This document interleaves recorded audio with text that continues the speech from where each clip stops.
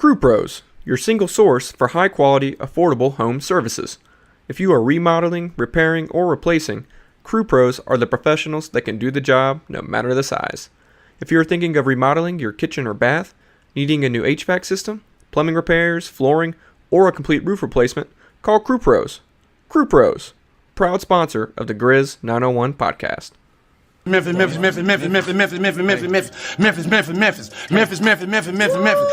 Memphis. Everywhere we go, it's Memphis. Memphis, Tennessee, the beautiful land in the world. And I'm thankful for this guy who tweeted and said I don't have that fire in my eyes no more. That game right there was for him. That's what I do. I prove people wrong each and every night, and that's for him right there. Hi, this is Tom Izzo at Michigan State, and you're listening to Grizz 901.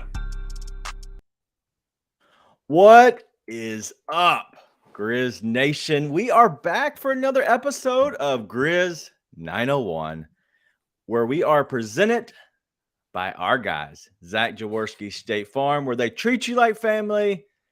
They can be your provider. They're my provider. All right, that's my sexy voice. I am your host, Daniel Greer. Today we have with us one of our writers over at Grizz Lead. He is also on the podcast of the No Bluffin' crew. I like saying that because we know it's a podcast. He's Luke. What's up? I'm good, brother. I'm good. That sexy voice was nice. I wasn't ready for that. Coming in hot with that. It was good. That's my drinking voice. All right, so we're coming off of a big win over the 76ers, 117-109. Great game, honestly. It was a dominant game by our guy, Steven Adams. And that's going to be the title of the show, Steven Adams' dominance, and then the Block Panther. You can't leave out the Block Panther because whatever happened, I think, honestly, Joel Embiid was shocked. He's got two hands. He's in the goal, and then it just gets pulled out. It's crazy. Man, his face of him hanging there for like 5 seconds just when he realizes what's going on and he proceeds to hang there and just looks sad. It's just a great way to end the game. Just sad. I love it. All right, Luke, let's go ahead and get into you a little bit about what you liked or didn't like about the game, anything that you saw, and then we'll kind of we'll go that direction. We'll just kind of fly by the seat of our pants, as I like to do the most. Yeah, I mean, going off the title of the episode, like I just loved how both Jaren and Steven Adams, and to a degree Santi, I mean, like they had 8 or 9 blocks between the three of them, man. They like the three of them were just huge tonight, and they didn't let. I mean, Embiid scored, but it didn't feel like he had a dominant. I mean, he didn't have a dominant game. It didn't really feel like he was there. He was scoring, but he was the only person scoring for their team. Nobody else could get anywhere near the basket. Yeah, that was the thing. Is like I think in this game, having a Joel Embiid dominate is fine, because the thing is he's shooting twos for the most part. Like he is going to be a guy who's going to get his shots because he's a 7-footer who is just a freaking unicorn in a sense. He's the biggest player on the court. He's potentially one of the top 5 athletic people on the court. He's going to get what he wants. Like that's just the truth. And so at that point, you know that he's going to get his points and he's going to do his thing. As long as you don't let anyone else beat you. And honestly, in a flurry, because Tobias Harris, he can kind of get off in a flurry. Shake Milton can get off in a flurry. Nobody else got into a rhythm other than Tobias Harris for a short stint. And at that point, they literally, I think they froze him out, which is weird that you freeze out your own guy who's your second best player on the team. I don't know, but he was scoreless in the fourth, right? He was. I'm pretty sure he was scoreless. He didn't have but like one shot early on. It was so, it's confusing, is what it is.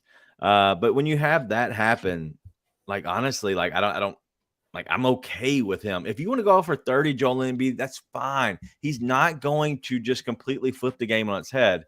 Somebody who can fill it up from deep, but also, honestly, somebody like Ja who can get the crowd behind him. Like, Joel Embiid is fine, but he can't really get the crowd behind him like a small guard can. That's just the truth with all, with the fanship. That's just how it is. Yeah, it's like him pulling back and taking those two. It reminds me of I love DeMar DeRozan, but he's not the most inspiring of guys to like rally behind. You know, like that same. He's gonna get his buckets. You know, but like he's not gonna energize the crowd at all. Yeah. So remember the New Orleans game. Okay. Brandon Ingram, great player. He doesn't ignite the crowd, but who does? Zion. CJ McCollum. And Zion as well. But CJ McCollum was in the corner, you know, throwing it up to the crowd, getting everybody hyped. That's the difference. That's what Joel Embiid doesn't have, but that's also what the 76ers right now don't have. They don't have somebody that can get the crowd, get the momentum going behind them. And I think that's really the biggest thing. And so, yeah, fill it up all you want. Go crazy, Joel Embiid. I'm not saying he's not a great player. He's one of the best players in the game, but he doesn't flip the game on its head like a guy like Ja can. Just looking back at the box score, like you were talking about, the stocks were just crazy for this team tonight. Let's go through the blocks. And why can I not find them? Here they are. So Jaren had 4 and Steven had 3. And you talked about Santi Adama as well with another 3. Like when you have that, dude, that's 10 blocks on a game, and then you want to go for steals, and then you have another 4. Dude, the guys played their butts off tonight in those categories. Well, and I think they needed to after whatever we watched against the Timberwolves. You know, like if they didn't come out, I would have been more worried if we won tonight, but it wasn't in a dominant fashion. I would have been much more worried. But like the guys hooped tonight. They showed up and they hooped. Yeah, they hooped. So wide of you. They hooped. Hey, look at me. Look at me. What do you look what do you want? I almost had I a love headband it. I love it, man. Yeah, tonight was a good night. I even said this, and I don't remember where I said it, but I did say that they should be a little embarrassed. And I don't know if that was in our text chain or not, but I felt like they should be a little bit embarrassed. And honestly, like the talk was, are they really that embarrassed? Because they seem to be more mad at the refs than they were embarrassed at their play. But nothing, I promise you, nothing is better than your coach showing you on film what you look like. And what you look like when you see your film, when you play back, and I've had this to myself in my life, when a coach shows you your film and you see it and your boys are beside you, we all know, we're all thinking the same thing. Like, I look like an idiot. And that's really, I guarantee the film shows. And then once that film shows, that's why you saw Ja come out like he had his butt on fire tonight. And that's really what it came down to. He's one of the leading first quarter scorers. He's one of the leading fourth quarter scorers. And that's for a reason. He starts it off, gets the flow going, and then he finishes off. And that's big. And that's mainly from him having a little bit of or whatever you want to consider it might be. But I think that Ja had a good night, starting off the night, honestly, from the first quarter. Even though they lost the first quarter, which was weird to me. And I think it was just the flip when I think they went up 5-2, I think it was. And then it flipped back on them 10-5. And then at that point, they were playing catch up. But that second quarter was honestly the biggest second quarter that we could have had. And what do you know? The bench.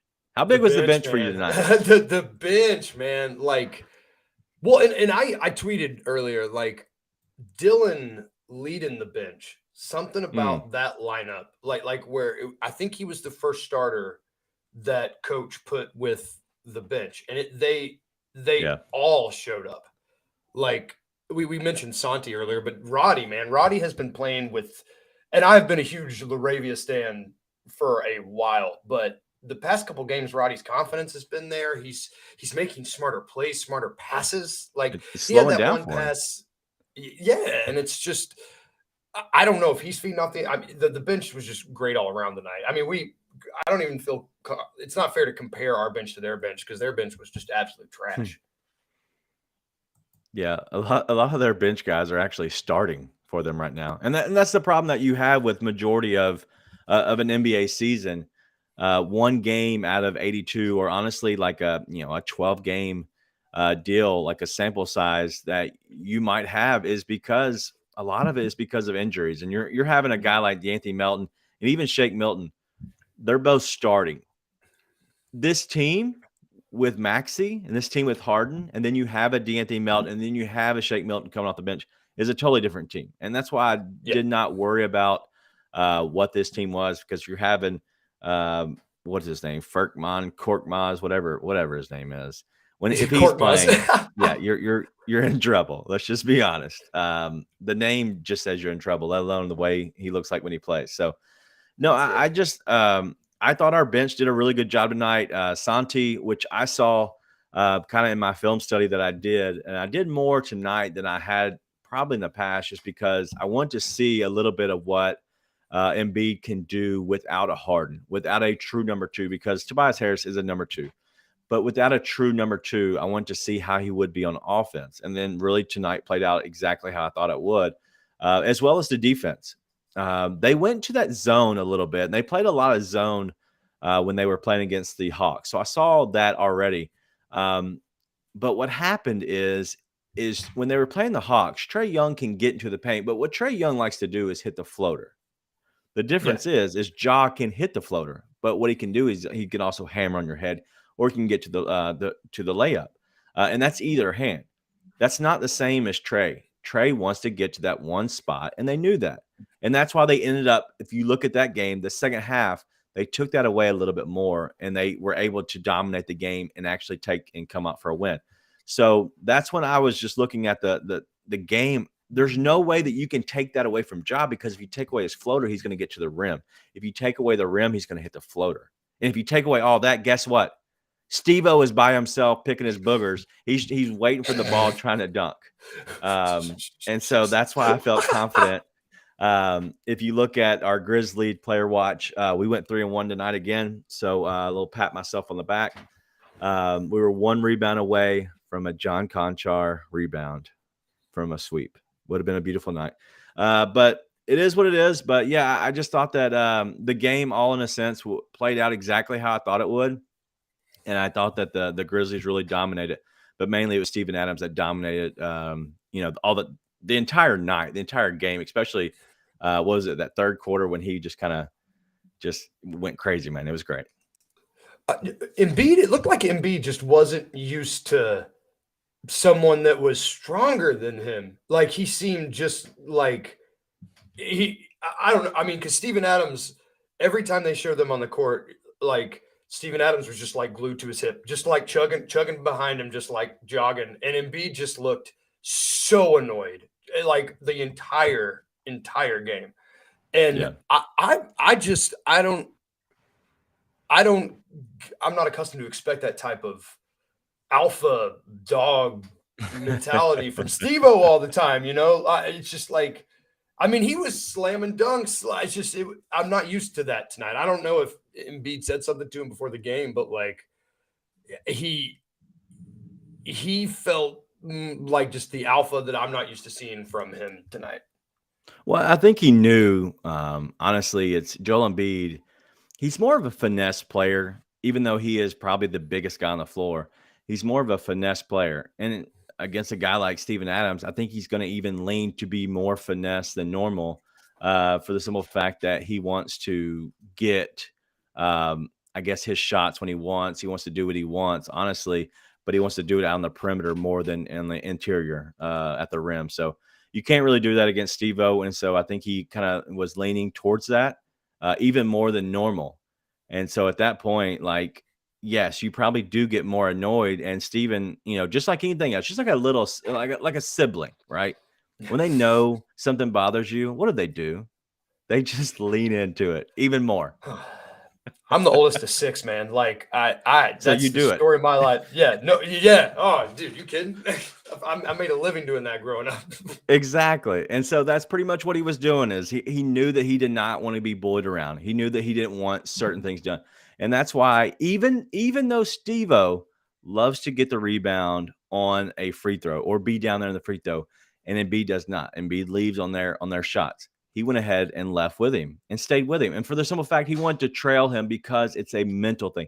It's not about anything else. He's just sticking with him and showing him that, hey, I'm here and I'm not going to leave you and you're not going anywhere. And that, honestly, it's more annoying than anything else. It's just mind games, honestly.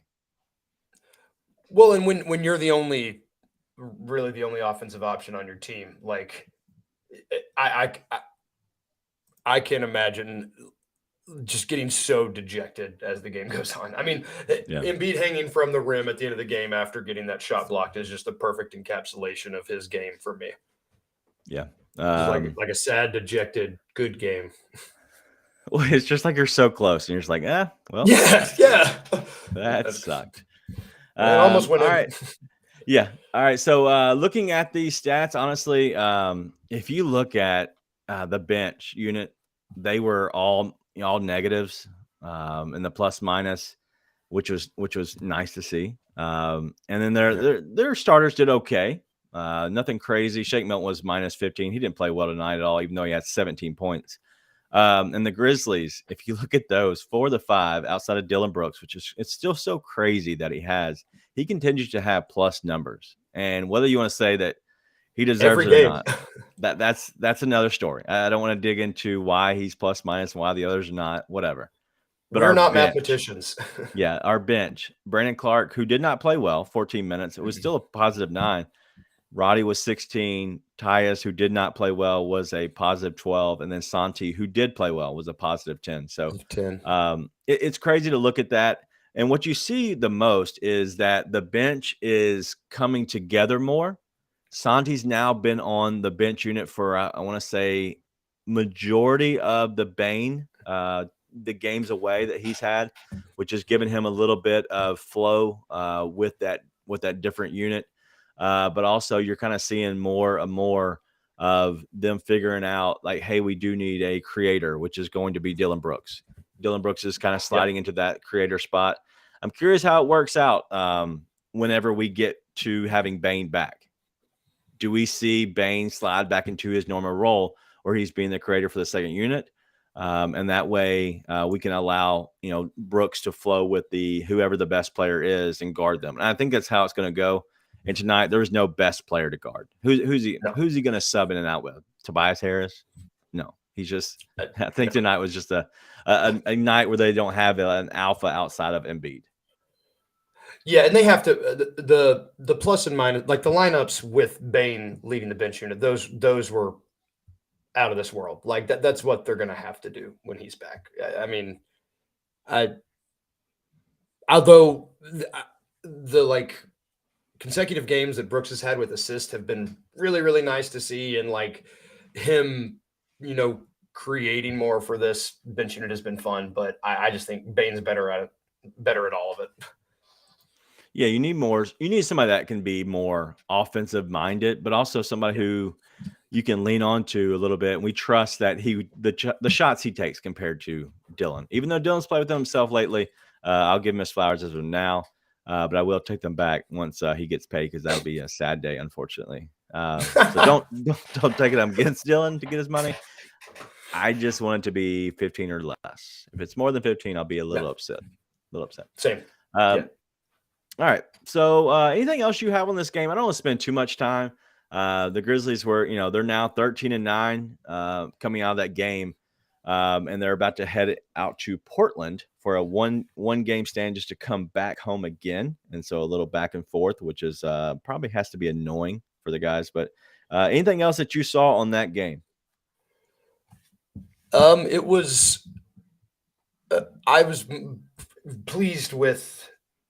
I mean, we shot 70%, almost 79% from free throw. That's better. That's nice to see. Because you look at, we've been below 70. I think excluding this game, I think we've been below 70 for the year, and that's going to cost us close games, and it's definitely going to cost us games in the playoffs. So it's nice to see them tightening up on that. I didn't see Steve-O close his eye tonight. I was looking for it after you. I had it. I was looking for it the entire game, and I didn't see it. Did they show it when him doing it, or did he have them both open? The one time the camera was on him, it kind of like his hand went up to cover his eye. I couldn't really get a good look at it, but that's all that I'm paying attention to. And once you said that, I can't unsee it.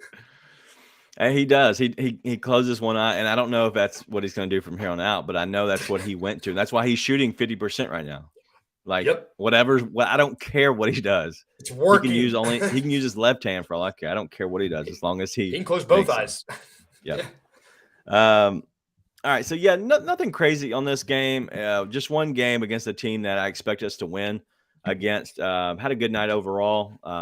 It just kind of the way the game flowed. I thought it went the way I thought it would go in the end, and so good win out of everybody, honestly, and good game out of everybody. Let's get into some of our stuff real quick before we get into predictions for the next game. Some merch. If you want to buy some Grizz 901 merch, go to grindcitydesigns.com /Grizz 901.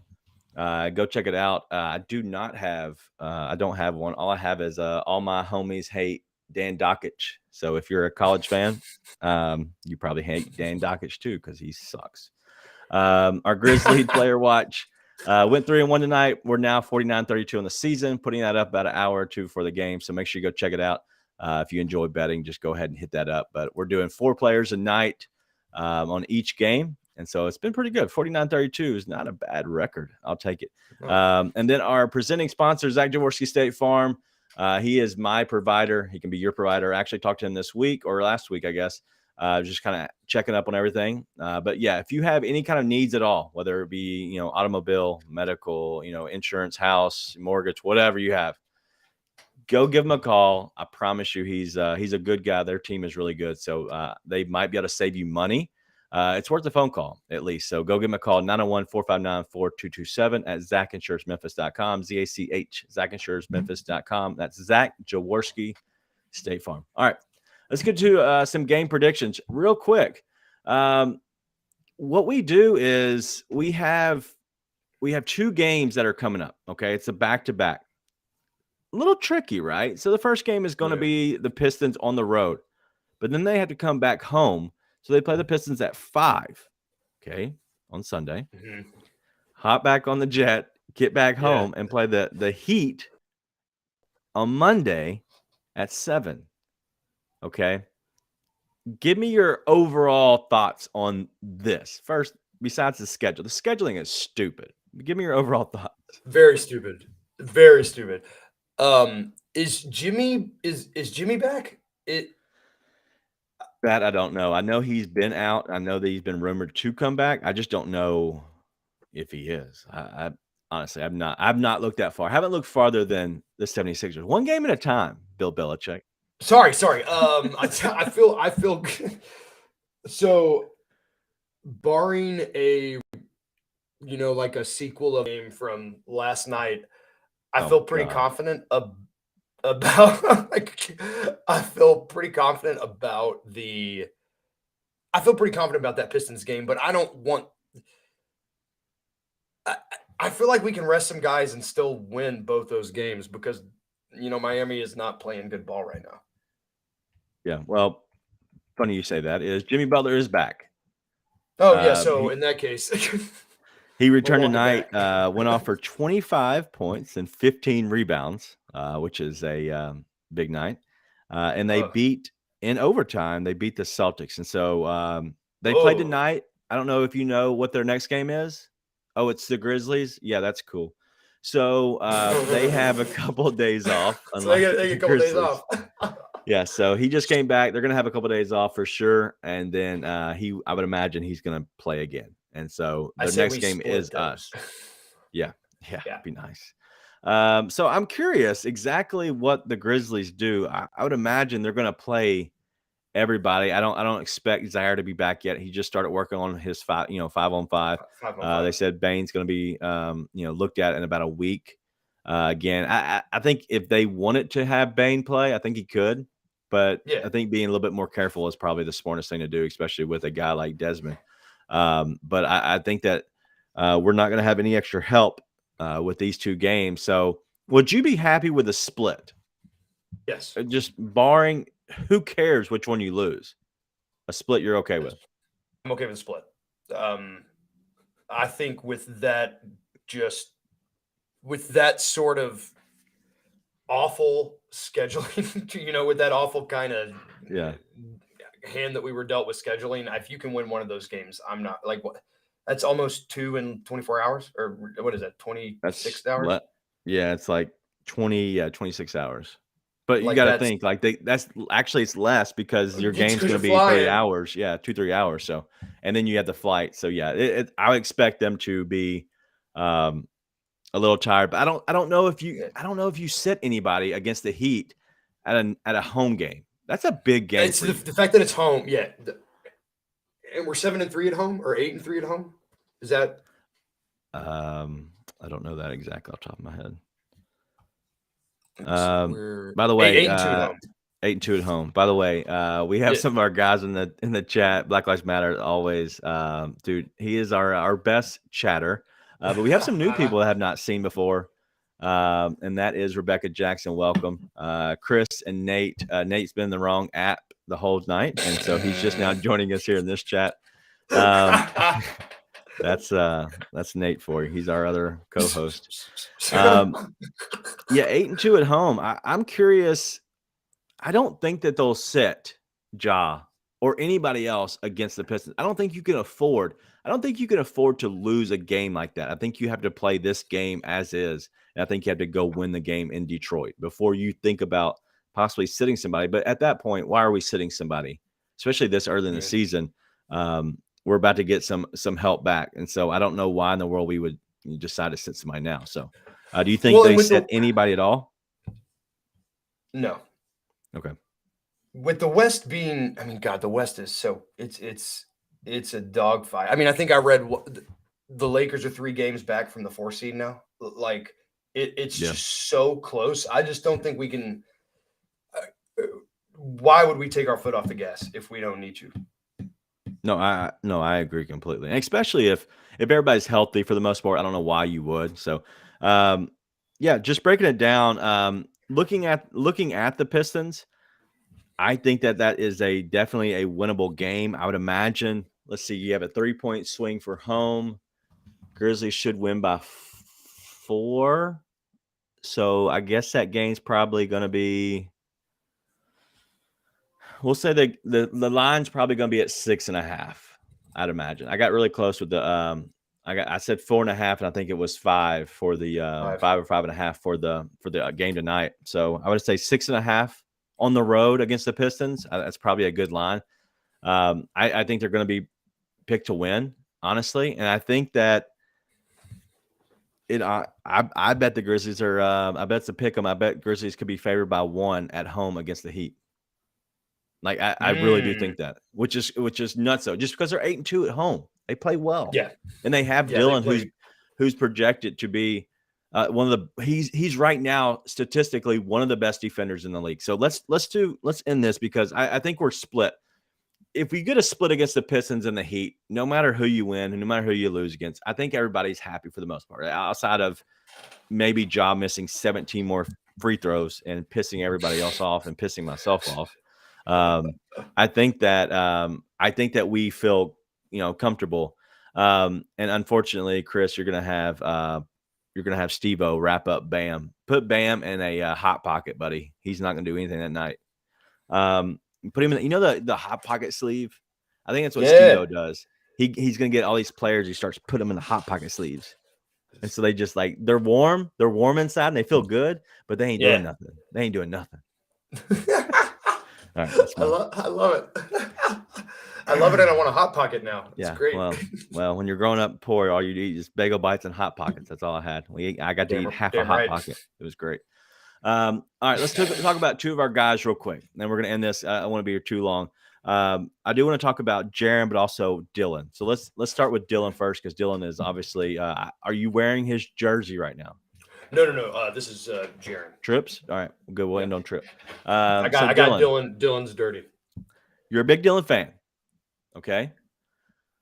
Let's talk about it real quick. Dillon playing right now as he is. Are you okay with that for the rest of the season? Yes. All right. What can change for you to make you not okay? Like what adjustments? Is it if it's more shooting? Is that not good? Is it his defense falls off, but his shooting stays as it is? Is that fine? Like, is it the assists, the rebounds? Like, if he doesn't stay as is, something changes. What change could actually make you not be a fan of Dillon to be a good fit for this team? The assist numbers. That's the number for me that I think is really interesting to track with him, and I'm going to pull his games up really fast. Like, just to go back and look at the games where he has at least 4 more assists. He takes the time to choose his shots better. It's just his games are more complete when he's sharing the ball. So yeah, and I think okay. Go ahead. No, you go first. I was going to say what he's doing assist-wise is nothing special. Okay. I know. I'm not saying that he's not special and what his assists are great. His assists are not getting people open. His assists aren't doing things such as like Steve-O. When he has the ball, a quick move, dish down to the paint, straight up to the rim, right? Those kind of assist, creation, doing things. When Dillon gets an assist, Dillon's going to work, and then he kicks it out and somebody hits a 3. Okay. I like that he's passing, but that is the difference. It's not the assist. The assist is not what he's doing. He's not creating for someone else. All he's doing is head down, basketball, dribble, force. It's not there. He kicks. Okay. Normally Dillon would have never kicked ever.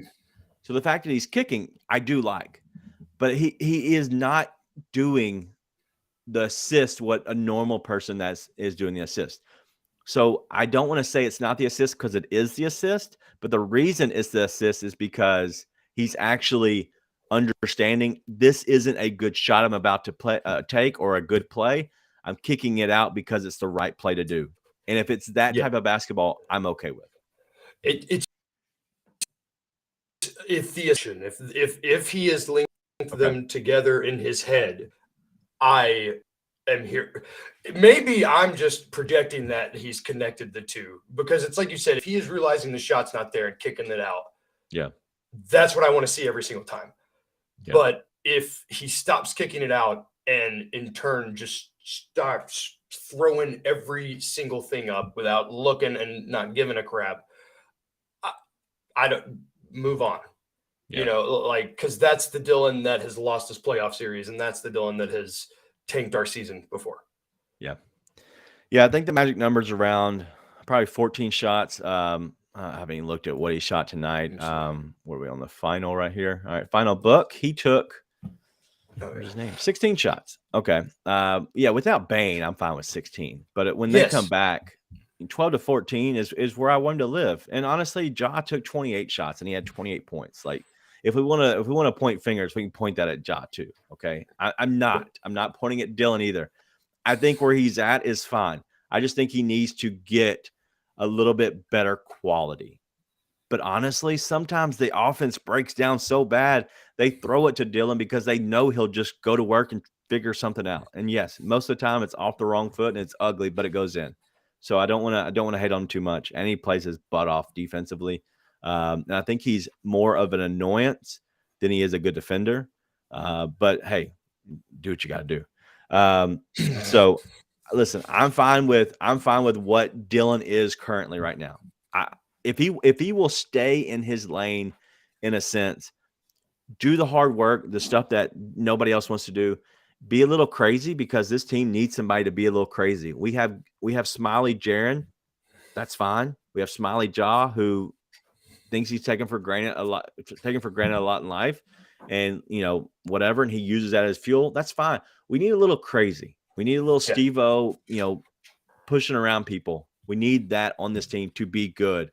And honestly, you're not going to find that if you go out, make a trade, or find somebody else. Okay. You're just not. You're not going to find a Dillon, somebody that can knock down threes and play really good defensively. They just won't give those guys away. And so if Dillon can just keep molding into that player, he can get paid, and he can get paid for a long time. And so if he will stay in that mold, I think he'll be a really good player for this team. There's a reason it took the Grizzlies so long to find a guy like that. It's because those guys don't hit free agency, like those guys that can, he's finally coming around to what we I mean, I guess what we imagined we were getting when we drafted him from. Yeah. But it's just it's nice to hopefully see it all of it finally clicking for him. Yeah. Hopefully. We haven't seen that. Hopefully. That's your friend. All right, let's end on Jaren. You're wearing his jersey. Why not? I don't want to be here too much longer, so we got to get out of here. But Jaren Jackson Jr. All right, what's his stat line tonight? Let's go ahead and call it out for him. 22 points. And if you are part of of people that follow the Grizz lead, you're welcome. I put out a tweet when he didn't score in the first quarter. Please hammer or kill, crush, whatever, the over 12.5 points when he went out of the game with, I think it was 8 minutes, or I think it was 4 minutes left to go in that first quarter.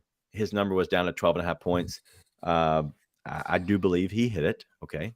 He went over the 12.5. I already had him at over 15.5.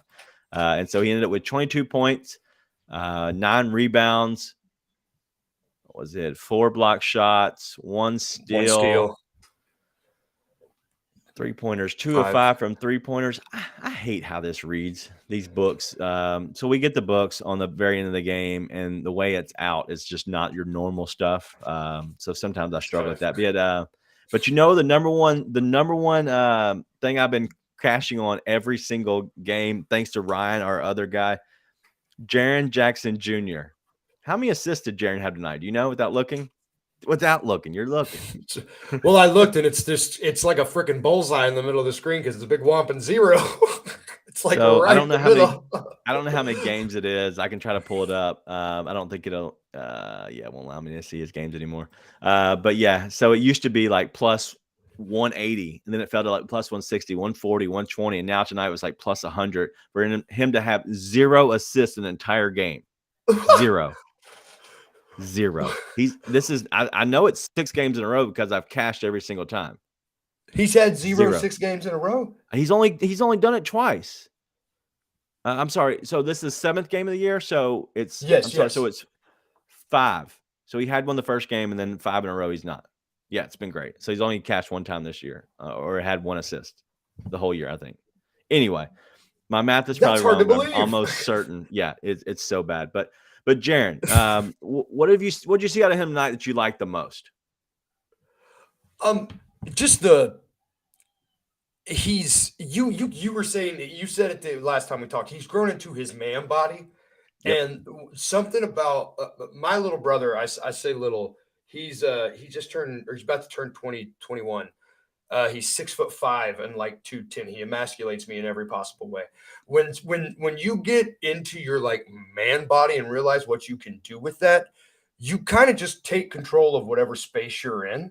And watching Jaren do that, like just going up and timing his blocks and timing the, like, you call him his go-go gadget arms, like timing when he's like clogging the lane. It's just like he's aware of his place, like his spatial awareness now. Yeah. And he is exerting that onto everyone and fearlessly doing it. And it's just really cool to watch. And not fouling as much in the process too, which is something that I never thought he would lose. Like that was his biggest knock on him, I feel like, has been the fouling. And I feel like there's kind of crickets on that front. Yeah. In terms of the fan chatter, like, he's just not fouling as much. He's not. And the reason is, and I point this out, I think it was last year during the middle of the season, what he was also doing a lot of times is he was getting his hands down. And if you can't see me on video, your hands down into somebody's like belly region, whatever, where the ball would be normally if you're holding a ball. So he was always having his hands down. But if you watch him now when he's guarding and he's playing defense, his hands are normally up. For the reason is because, one, he's long, he's huge, right? And he's getting those block shots. But the reason is because there's nothing happening below your chin. You can't shoot the ball. There's nothing that really matters besides getting steals. And he is not going to be that guy. He's not going to be the guy who's going to take cookies from people. He's just not. So he gets his hands up, and you actually create a bigger, span, with your arms, and you can get more deflections and you can get more steals that way. And if you see him now when he's playing defense, he's actually going wider and higher with his hands, thus creating a bigger spot, which has been really nice to see that this year. But it's also taken away some of his fouls. And so usually when you're a bigger guy, and I always teach, play bigger than you actually are, because then you actually will create a bigger space for you and it'll be harder to guard against you. You don't have to block shots. You don't have to block shots for people to think you can block shots. You just have to potentially, if you block a shot here and there, people think you block shots. I promise. Your hands up will actually, they already think you block shots. So you trying to block is only going to do one or two things. You're going to foul or you're going to block the shot. So why not go ahead and take that to your advantage of them thinking you're going to block their shot, but then actually playing good defense and getting to play the game longer in a sense. And he had 8 points at halftime. He ended up with 22 points. Those are the biggest things. He's not fouling. And after the halftime, I promise you, take his points. He is being a very good second half scorer. And that's one of the biggest things that he's changed in his game. And I don't know. I think if he keeps up with 20 points, I'm going to ask you this question. Okay. 20 points a game. Mm-hmm. Let's say averages 2 blocks. What's he averaging right now on rebounds? Real quick. And by the way, I was 6? right. Out of the 7 games he's played this year, is that right? 7, 1, 2, 3, 4, 5, 6, 7 Tonight games. He's had one. 7. He's had 1 assist. Okay, just so we're aware. God, that's on the bad. year. So he's averaging 6.8 rebounds a game. 20 points, 6.8 rebounds a game, and his whopping 0.2 assist. That probably, needle in the haystack, straw that breaks the camel's back there to get him into the All-Star game, right? The 0.2 3 assist. blocks a game, though, right? I don't know. I'm not looking at his full stats. So let's say that is 20 points, 6 rebounds, 6, 7 rebounds, 3 blocks a game. Does that put him into All-Star, at least All-Star conversation? We'll start there. Yes, I think so. And I think it will be dependent on if the Grizzlies are sitting with one of the top 3 best records in the West. I think if we're in the top 3 seeds, and if we continue this homestand, I think we have to be taken seriously, and you have to have at least 3 All-Stars in the conversation. Maybe not voted to the game, but I think if Bane comes back and continues what he was doing, Tripp, Bane, and Ja, all 3 will be in the conversation. Okay. I think the conversation for sure. Okay. Yes, I don't. I think the West is loaded. I don't. Not in the forward, but when in the forward, in like the big guys. I don't think they're loaded. Well, that's why I think Bane is probably going to be one of the. If one would get left out, I think Bane will be the one of the 3 that gets left out. Because I think and that sucks. But the guards, there's a lot of guards. There's a lot of guards. Yes, I think Bane. So I think the report just came out earlier today or yesterday, whatever. And Bane was one of the top. Bane and Ja were 2 of the top 8 guards that they were saying should be up for conversation of the All-Star game. They should be the top 8. But Jaren, I don't know who you would put over him. Obviously, you're going to have Jokic, and you're going to have Anthony Davis, who's playing like a madman right now. Okay, so I would say for sure them. Anybody else that just sticks out to you? I know Cat, but Cat's injured, right? So let's say Cat's out for the next 6 weeks. He's out past Christmas into the new year. Okay, the game's in February, so he's got about a month and a half to really come back. I don't know. I don't know who else you put over him. No, and that's why I think that if someone doesn't make it, it's Bane. Because it's a lot easier. I think you can campaign for Jaren a lot easier to get in with just the weakness of the competition. Wow. The fact is, the Grizzlies have 3 guys that will be in conversation to be an All-Star. Okay. Obviously, Ja's an All-Star. And I think the other 2 deserve it. Whether they're replacement, whether their grandma puts in enough write-in votes and gets them in, whether they have somebody from wherever that is a singer and decides to get his millions of followers to get them in. I think they all are going to be in the conversation. And so just like Chris said, Ja, Lucas, Steph, and Booker, lock. But I think what happens, and I know me and I want to say Nate talked about this. I think that they could potentially move Luka to be a front court player. And I think that because potentially you add him in and that creates one more spot for the guards, because the guards are loaded. And we're not even talking about Damian Lillard, who is just a madman as well. Or De'Aaron and Fox or SGA. Yeah. Yeah, they're all playing so good. And honestly, just taking a step back, and we're over our time already, but taking a step back and looking at the direction of the league. You want to talk about young players, and we can include Book into that. SGA, Giannis, Luka, Ja, who else? There's so many that are just taking the league Tatum. to the next level. Tatum is ungodly good. Like, good Lord. Yeah. The young talent in this league is going to be awesome. And I think the difference is, and it could change, right? But these guys, I think they've seen that these players kind of grouped up, and they could later in their career, right? But right now, I think they've seen that happen. And I think they all kind of know that, hey, I can be a guy. I can be 12 in Memphis and be a really good player, superstar level, MVP level, make all the money that I want to here that I could in New York without the pressure of New York, without the pressure of LA. And I think that you're seeing what Giannis did, I think was bigger than some people realize. When Giannis signed that big contract to stay in Milwaukee, I think it was crazy good for the league in general. It changed the game. He planted his flag and he was like, look, I'm not going to leave. And it took a superstar saying they weren't going to leave for the rest of the small market teams to feel like our superstar would do it as well.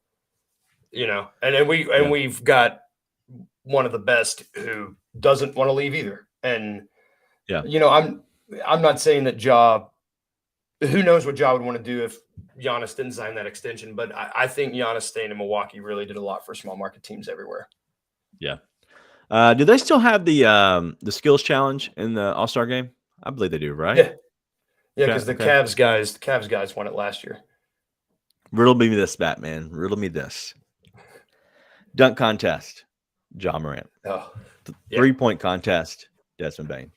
Skills challenge, Ja Morant. Not Ja Morant. Jaren Jackson Jr. How awesome would that be? I take my money. Take my money. I'll go. Take it. Where is the All-Star game? Do we know? I don't. Wait, let's look that up. Is it 2023? Yeah, 2023. Anybody know, chat? Anybody know? All-Star game. Oh, it's in Salt Lake. Oh, Nate. God. Oh, Nate. It's an Orange Mound. Man, Orange Mound. Nobody coming out. February 19th, 2023. All right, Nathan. I need you to be there. Nathan. Yeah, make sure you get to the All-Star game. All right, that's all I have, man. This has been great. Listen, before we came on here, we just kind of just talking a little bit, going back and forth. I didn't think we'd get past 20 minutes just because of the way the game was. But honestly, this has been more my fun podcast to do, just because we literally have no outline, and I love it. Yeah. We get to talk about the game. We get to talk with the chat, talk with each other, and just discuss, topics that come up. And I never would have talked about Dillon. I never would have talked about Jaren. Thanks to Black Lives Matter for sharing that, so we could, bring that up and just chat about it. So we are a little bit over our time, but we want to make sure we wrap up the game a little bit and give a little bit of our fun flavor to this. So Luke, anything you have for this game, but also anything that you have coming out that we might need to read? I will be doing the recap from Grizzly this week, so look for that to come out on Monday. I'll just be hitting, the good, the bad, the great, the ugly of the week. And then I'm going to be working on a piece about Coach Jenkins at some point in the future. Yep. We're excited to hear that. I'm going to be working a little bit alongside Luke, sharing a little bit of my direction. I think could be, because that Coach Jenkins piece could be really, really good. I like Coach Jenkins a lot. I know a lot about him. And if you need any, like, if you want to go find out hear a little bit more about Coach Jenkins, I did interview the late, great Jonathan Sharks from The Ringer, who recently just passed away. But we talked a lot about Coach Jenkins, and they were actually high school buddies. And so they knew each other really well. And so we were able to dive in a little bit into Coach Jenkins more, and about Coach Jenkins, the basketball player who is the senior captain on his team. Yeah, so I he thought it didn't was play pretty in cool. college. Yeah, so pretty cool. Listened about Coach Jenkins and his high school playing days. But yeah, make sure you go check out the group of guys at Grizzlies, and what they're writing is going to be good. You're going to have a lot come out through Christmas time, because that's always usually a time that people are looking for things to read. But also, this team's getting really good, so we're going to keep playing. He actually did play a lot like PJ Tucker. He said Coach Jenkins was more of the bruiser, I think he said. But go back and listen to it, because it was really good, and it was one of the last at times that I spoke with Sharks. It was really good. But yes, those are fun. Also, a lot of interviews I'm going to be doing. I've already have 2 that are lined up that I've already shared. The other ones I'm working on. But we're going to be recording those here shortly. I know it's going to be Jamie Dixon, all about Steven Adams. We've already done Desmond Bain with Jamie Dixon, who is the head coach at TCU, who is the head coach at Pitt when Steven Adams was there. So all our Kiwi friends can make sure you check out that. But then also John Kaufman of Purdue Fort Wayne. He was the John Konchar's coach. And so we're going to talk a little bit more about Konchar. And honestly, the conversation we had a year ago is totally different than the conversation we're having right now about John Konchar. The growth that he's shown has been crazy good. And so excited to talk about him again. But then I have 2 or 3 others lined up right now that we should be honestly narrowing in this week. Is my goal is to go ahead and lock those dates and everything down. So, but that's all we have. It's been a great night. It's been fun. I think my wife is getting ready to go to bed, so I better hurry up and run. So if we have anything else, I don't. If you don't, we're good to go. The main thing I want to share, be nice and tell your friends.